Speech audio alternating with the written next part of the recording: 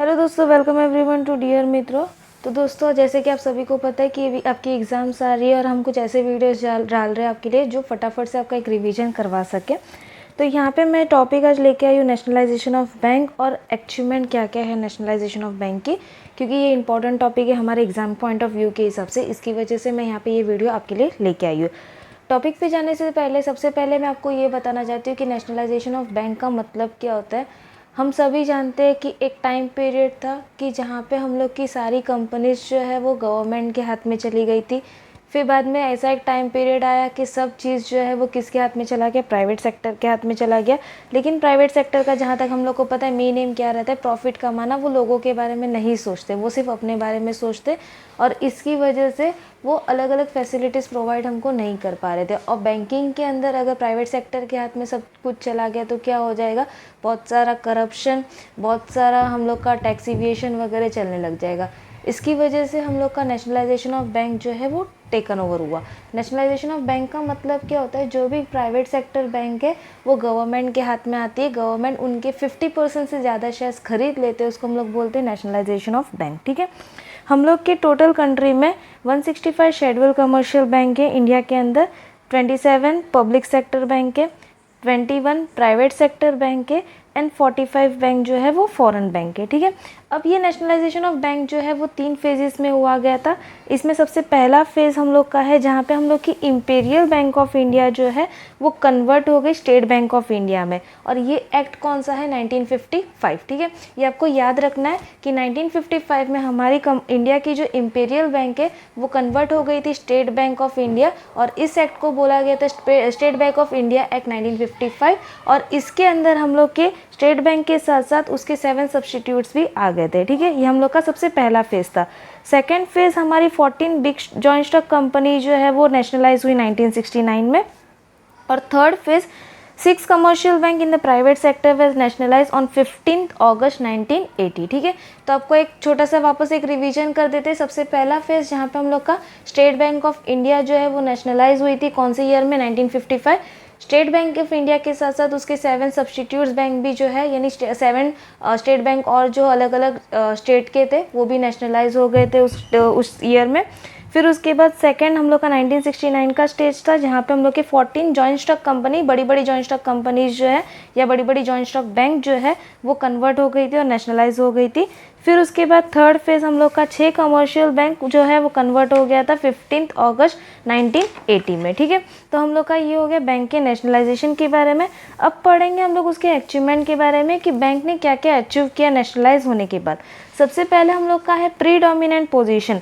हम लोग ने जैसे अभी देखा कि हम लोग की टोटल जो है 165 बैंक जो है वो नेशनलाइज हो गई थी, जिसमें प्राइवेट सेक्टर कितने, पब्लिक सेक्टर कितनी, वो सारी चीज़ें हम लोग ने देख ली। ठीक है, इसमें आपको ध्यान देना है तो इनकी नंबरिंग के ऊपर। नंबरिंग के लिए मैंने आपको एक शॉर्टकट सा फॉर्मूला दिखा दिया है, यहाँ पे आपके वीडियो पे पेज आ ही रहा होगा।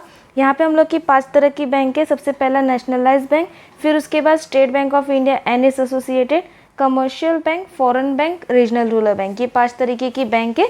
और उसके बाद मैंने इसको डिवाइड कर दिया 2 टाइप में, एक एग्रीगेट डिपॉजिट और एक बैंक क्रेडिट।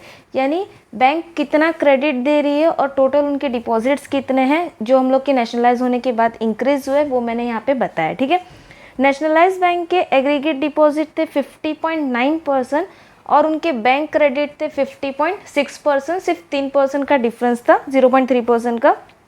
फिर उसके बाद state bank of India and associated के एग्रीगेट डिपॉजिट थे 23.4% और उनके बैंक क्रेडिट थे 23.8%। देखिए यहाँ पे भी जो हमारा नंबर है वो भी सेम है, सिर्फ पॉइंट में डिफरेंस है। 0.4 था तो यहाँ पे 0.8 हो गया। ठीक है, फिर उसके बाद कमर्शियल बैंक है जिनका एग्रीगेट डिपॉजिट था 17.1% जबकि उनका बैंक क्रेडिट था 17.8%। सेम चीज़ यहाँ पे भी, आगे का नंबर सेम है, पीछे में पॉइंट में डिफरेंस है। 0.1 था तो वो कितना हो गया, 0.8 से इंक्रीज हो गया। फॉरेन बैंक जिनका एग्रीगेट डिपॉजिट था 5.5% तो उनके बैंक क्रेडिट थे 5.3%। और रीजनल रूरल बैंक जिनके एग्रीगेट डिपॉजिट जो है 3.0% थे तो वो बैंक क्रेडिट था 2.5%। दोस्तों यहाँ पे आप छोटा सा ध्यान दोगे तो आपको ये नंबरिंग काफ़ी जल्दी से याद हो जाएंगे। बस आपको ये याद रखना है आगे के नंबर्स जो है ऑलमोस्ट सबके सेम है, सिर्फ पीछे में डिफरेंस है, तो आपको उस तरीके से कैलकुलेट करके रखना है। सिर्फ रीजनल रूरल बैंक का जो है एग्रीगेट डिपॉजिट 3.0 था, जबकि बैंक क्रेडिट जो है वो कम हो गया था 2.5%। ठीक है, आपके टेक्स्ट बुक में ये 30% दिए, तो आप उसको थोड़ा सा क्लियर आउट कर दीजिएगा। फिर उसके बाद सेकंड हम लोग का है इम्प्रेसिव मोबिलाइजेशन ऑफ डिपॉजिट, यानी हम लोग का नेशनलाइजेशन होने के बाद से हम लोग का डिपॉजिट का स्कीम जो है वो काफ़ी अच्छा होने लगा, क्योंकि नए नए सिस्टम्स हम लोग के डिपॉजिट्स में आने लग गए थे। इसमें हम लोग के deposits mobilise by the public sector bank are use for, यानी जो भी डिपॉजिट हम लोग की पब्लिक सेक्टर बैंक से आ रहे हैं तो वो किस चीज़ के लिए यूज़ हो रहे हैं। सबसे पहले लोन एंड एडवांस के लिए, यानी जिनको पैसों की ज़रूरत हो उनको वो पैसे प्रोवाइड करते उधारी पे। Second, government and other securities का CRR और SLR बढ़ाने के लिए हम लोग का ये एडवांस यूज़ किया जाता है। और थर्ड, नए नए चीज़ों में इन्वेस्टमेंट करना स्टार्ट कर दिया, जैसे कि कमर्शियल पेपर हो गया, शेयर, डिवेंचर, ये सब चीज़ों में अगर पैसे की ज़रूरत होगी किसी को तो बैंक उनको पैसे प्रोवाइड कर रही थी। ठीक है, थर्ड हम लोग का है सब्सटेंटेबल इंक्रीज इन एडवांसेस। एडवांसेस में मतलब लोन का हम लोग ने देख लिया, तो एडवांसेस भी हम लोग का काफ़ी इंक्रीज हो रहा है। यानी स्टार्टिंग में हम लोग का बैंक का नेशनलाइजेशन होने के पहले 3035 करोड़ सिर्फ एडवांस था, बैंक क्रेडिट का एडवांस था, जो कि इंक्रीज हुआ 45,90,516। मतलब समझो कितने दुगने से या चौगने से हम लोग का ये वैल्यू जो है वो इंक्रीज हुआ। अब ये किसकी वजह से हुआ? Extension of credit to the small borrower in the so far neglected sector of the economy has been one of the key tasks assigned to the public sector bank in the post-nationalization period. To achieve this objective, banks have drawn up schemes to extend credit to the small borrower in the sector such as agriculture, micro and small enterprise sector, etc. Micro credit, education and housing. Okay. अब इसमें हम लोग ने देखा कि यहाँ पे सबसे पहले क्या होता था कि जो इंडस्ट्रियलिस्ट है उनको मोस्टली लोन्स देते थे। डेफिनेटली प्राइवेट सेक्टर बैंक्स थी पहले हमारी, तो प्राइवेट सेक्टर क्या देखती थी, तो उनका फ़ायदा कहाँ पे। लेकिन जब बैंक नेशनलाइज हो गई तो बैंक ने क्या किया, जिस जगह पे लोन एंड एडवांस नहीं पहुँच सकते थे वहाँ पे उन्होंने जाके वो लोन एंड एडवांस पहुँचाने की कोशिश की। मतलब ऐसी जगह रूरल एरियाज़ या ऐसे बैकवर्ड एरियाज़ जहाँ पे लोगों को पैसों की ज़रूरत हो और वहाँ पे बैंक्स नहीं पहुँच पा रही है, तो वहाँ पे उन्होंने जाके ये बैंक्स स्टार्टअप की, उन लोग को लोन देना स्टार्टअप किया। इसकी वजह से लोन एंड एडवांस का जो रेट हम लोग ने देखा 3035 स्टार्टिंग में था, वो इंक्रीज़ कितना हुआ 40 लाख के थ्रू इंक्रीज़ हुआ। ठीक है, तो ये हम लोग क्या कर रहे हैं, नेशनलाइजेशन होने की वजह से हम लोग सिर्फ पर्टिकुलर एरिया को डेवलप नहीं कर रहे, ओवरऑल कंट्री को डेवलप करने की कोशिश कर रहे हैं। ओके, उसके बाद यहाँ पे कुछ न्यूमेरिकल से आप चाहो तो उसको देख सकते हो, चाहो तो ये आंसर को एक्सटेंड कर सकते हो। ओके, उसके बाद फोर्थ हम लोग का है total credit and deposit of regional rural bank. हम लोग का टोटल क्रेडिट जो 196 रीजनल रूरल बैंक का था वो 60,1,059.74 करोड़ था मार्च 2009 में, जो कि इंक्रीज हुआ 1,05,568.13 करोड़, यानी करोड़ों के वैल्यू पे ये इंक्रीज हो गया। ठीक है, फिर उसके बाद फिफ्थ हम लोग का है इनोवेटिव बैंक। इनोवेटिव बैंक का मतलब क्या होता है दोस्तों, तो अब हम लोग को पता है आजकल बैंकिंग जो है काफ़ी हाई लेवल पे पहुंच गया है, यानी बैंकिंग इंडस्ट्री में कंपटीशन भी काफ़ी ज़्यादा आ गया और उसके साथ साथ कुछ ना कुछ नया नया इन्वेंशन करते रहते हैं, नया नया चीज़ लेके आते हैं, उसी को हम लोग क्या बोलते हैं, इनोवेटिव बैंकिंग। इनका डेफिनेशन दिया हुआ है, Innovative banking implies the application of new technique, new method and novel scheme in areas of deposit mobilization, development, deployment of credit and bank management. Innovative banking का मतलब क्या होता है, नई टेक्निक्स लेके आना, नए मेथड्स लेके आना बैंकिंग स्कीम में, और ये सिर्फ रूरल अर्बन एरियाज़ के साथ साथ रूरल एरियाज़ के अंदर भी लेके आना इनकी ये पूरी की पूरी कोशिश थी। ठीक है, इसमें हम लोग देखते हैं कि क्या क्या चीज़ें इन्होंने नया नया लेके आया। तो सबसे पहले तो एजुकेशन डिपॉजिट्स प्लान चालू किया, पेंशन प्लान चालू किया, रिटायरमेंट स्कीम चालू किया, उसके बाद रिकरिंग डिपॉजिट स्कीम चालू किया। तो इसकी वजह से क्या हो गया, जो छोटे छोटे अमाउंट कमाने वाले लोग जो है उन लोग भी डिपॉजिट्स के अंदर या लोन्स के अंदर इंटरेस्ट लेने लगे। फिर उसके साथ similarly a number of bank have started, morning and evening branches चालू हुए, संडे ब्रांचेस चालू हो गए, राउंड द क्लॉक ब्रांचेस चालू हुए, teller system of payment, cheque etcetera. यानी जो सिस्टम्स हम लोग को पहले नहीं प्रोवाइड होती थी वो इनोवेशन के साथ ये नई नई चीज़ें प्रोवाइड होने लग गई। ठीक है, second, similarly innovations are being made on credit side also. Credit side में भी स्कीम चालू है, जैसे कि एजुकेशन लोन स्कीम हो गया, ट्रैक्टर और पंप सेट के ऊपर हम लोग को अगर लोन चाहिए तो वो स्कीम चालू हो गया, कैश कार्ड चालू हो गया, क्रेडिट कार्ड चालू हो गया, हाउसिंग स्कीम चालू हो गया। तो ये चीज़ें पहले नहीं प्रोवाइड होती थी, लेकिन नेशनलाइजेशन होने के बाद अर्बन एरिया के लोगों के साथ साथ ये चीज़ें रूरल एरियाज़ में भी प्रोवाइड होने लग गई। ठीक है, फिर third point, mechanisation and computerisation process are being introduce into day to day working of the bank. यानी पहले हम लोग देखते थे बैंक में एक लंबी चौड़ी लाइन लगी रहती थी, हम लोग अगर सुबह में जाएंगे तो शाम को हमारे नंबर आते थे। ठीक है, क्यों? क्योंकि लोगों को, सभी लोगों को काम करवाना रहता था और हम लोग के पास बैंक के अलावा कुछ और ऑप्शन नहीं था। लेकिन आजकल मोबाइल गैजेट्स आने की वजह से हम लोग ये सारी चीज़ें जो है वो घर बैठे भी कर पाते।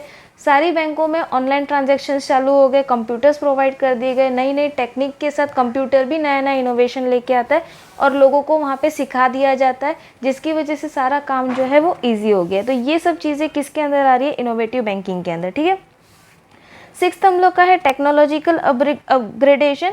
इन the years to come banking is going to be more and more technological driven. जैसे जैसे हम लोग का आगे साल बढ़ता जा रहा है, वैसे वैसे हम लोग का टेक्नोलॉजी जो है वो भी काफ़ी बढ़ता जा रहा है। हम लोग की सारी टेक्नोलॉजी जो है फास्ट एंड स्पीड हो गई है। ठीक है, यानी जो काम हम लोग पहले काफ़ी धीरे यानी कछुए की स्पीड में करते थे, आज हम लोग किसकी स्पीड में कर रहे हैं? रैबिट की स्पीड में कर रहे हैं। ठीक है, हम लोग को पता है कुछ फैसिलिटीज़ हम लोग की पहले ऐसी सिस्टम में थी जिसमें हम लोग को काफ़ी लंबे समय तक खड़ा रहना पड़ता था या वेटिंग करना पड़ता था। जैसे कि फॉर एग्ज़ाम्पल, अगर आप चेक को पैसों में कन्वर्ट करना चाहते थे तो वहाँ पे 4 या 5 दिन लगते थे, लेकिन अभी चेक जो है वो तुरंत क्लियर हो जाता है क्लियरिंग प्रोसेस के थ्रू, क्योंकि हम लोग का इलेक्ट्रॉनिक फॉर्म ऑफ चेक आ गया है।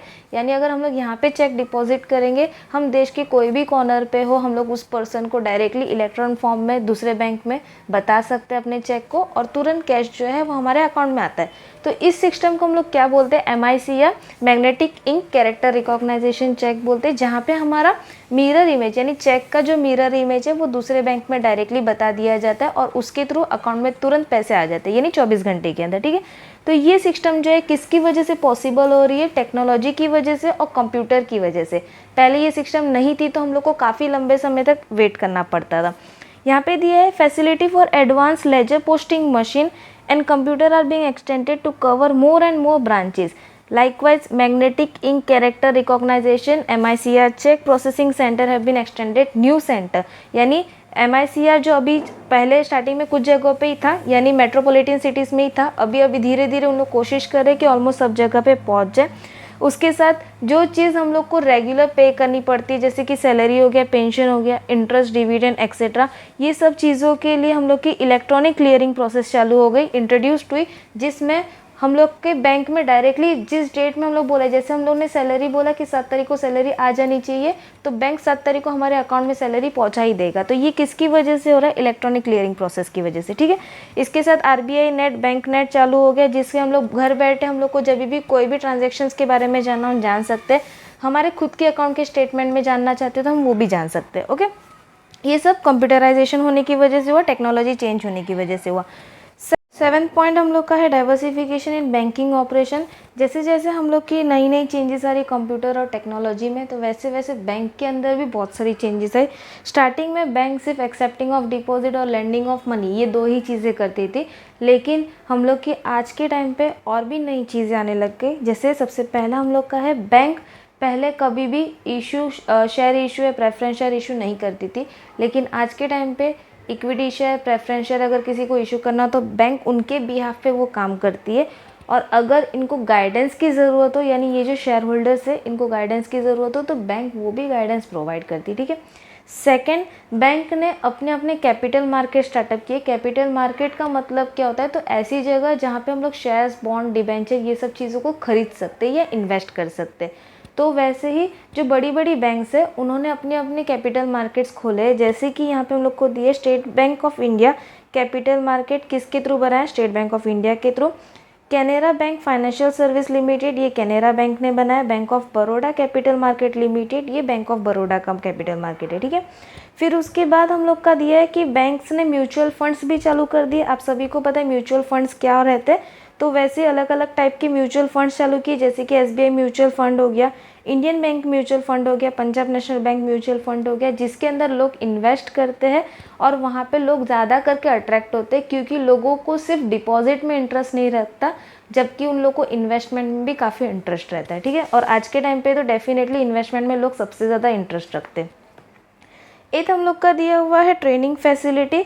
अब ये सारी चीज़ों करने के लिए बैंक के अंदर जो काम करते हैं तो उन लोग को ट्रेनिंग मिलना भी बहुत ज़्यादा ज़रूरी है, यानी ट्रेनेड स्टाफ होंगे तो हम लोग का काम जो है इजीली होगा और एकदम फ्लुएंटली होगा। तो बैंक क्या करती है, जो ऑलरेडी एग्ज़ाम्स दे के पास आउट हुए स्टूडेंट्स, यानी जो बैंकिंग की एग्ज़ाम दे के पास हो गए, तो उनको पहले से ही वो ट्रेन करना स्टार्ट कर देती है। अब वो ट्रेनिंग जो है ऑन द जॉब भी हो सकती है, ऑफ द जॉब भी हो सकती है। अब इसके अंदर दोनों टाइप की ट्रेनिंग आती है, कंप्यूटर रिलेटेड ट्रेनिंग भी आता है, फिजिकल ट्रेनिंग भी आता है और मेंटल ट्रेनिंग भी आता है। तो इससे क्या हो जाएगा, जो स्टाफ है वो पहले से ट्रेंड रहेगा और उसको पता रहेगा कि कब कौन से डिसीजंस लेना है और किस तरीके से ट्रांजैक्शन करना है।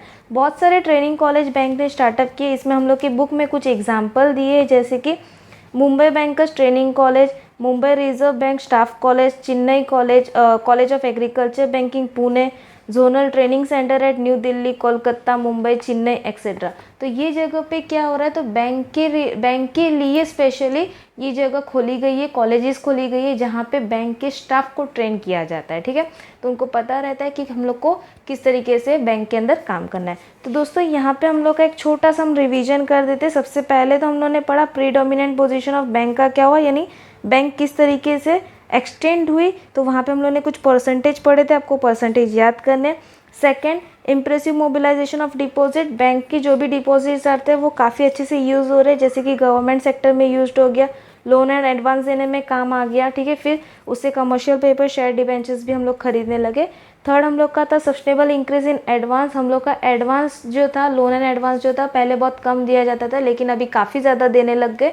तो ये क्यों हो रहा है, क्योंकि पहले सिर्फ इंडस्ट्रियलिस्ट लोन लेते थे, लेकिन अब वो लोन जो है वो एग्रीकल्चरिस्ट को भी प्रोवाइड हो रहा है। ठीक है, फिर फोर्थ हम लोग का दिया था total credit and deposits of regional rural bank, इसमें नंबरिंग था जो आपको याद करना है। फिफ्थ, इनोवेटिव बैंक, जहाँ पे हम लोग की नई नई इनोवेशंस जो है वो बैंक के अंदर आई, जिसमें बैंक उसके हिसाब से, इनोवेशंस के हिसाब से नई नई चीज़ें सीख रही है और लोगों को भी सिखा रही है। सिक्स, टेक्नोलॉजिकल अपग्रेडेशन, जहाँ पे नई टेक्नोलॉजी जो थी, जो पुराने ज़माने में काम था काफ़ी डिले होता था, तो ये टेक्नोलॉजिकल अपग्रेडेशन की वजह से ये काम काफ़ी ईजिली हो रहा है और फटाफट से हो रहा है। ठीक है। Seven, diversification in banking operation, पहले काम काफ़ी स्लो चलता था और 2 या 3 चीज़ें ही चलती रहती थी, लेकिन अभी हम लोग काफ़ी मतलब एक्सेप्टिंग डिपॉजिट के साथ साथ और भी काफ़ी सारी चीज़ें हम लोग करने लग गए। 8, ट्रेनिंग फैसिलिटी, बैंक अपने स्टाफ को ट्रेन करके रखती है ताकि ये जो नई नई चीज़ें आती है तो वो उनके हिसाब से चलते रहे और हम लोग की बैंक जो है वो और आगे जाके डेवलप होती रहे। तो दोस्तों इस तरीके से हम लोग का ये अचीवमेंट था सारा बैंकिंग का नेशनलाइज होने के बाद। होपफुली आपको वीडियो समझ आया, आपको लेक्चर समझ आया। लेक्चर अगर अच्छा लगा हो तो प्लीज़ कमेंट सेक्शन में जाके ज़रूर बताइएगा, और अगर कुछ चेंजेस करने की ज़रूरत हो तो वो भी बताइएगा। और अगर आपने अभी तक सब्सक्राइब नहीं किया है चैनल को तो प्लीज़ ज़रूर सब्सक्राइब कर दीजिएगा, ताकि आप नए नए अपडेट के साथ अपडेट होते रहे। तो दोस्तों मिलते हैं नेक्स्ट वीडियो में, तब तक के लिए बाय बाय।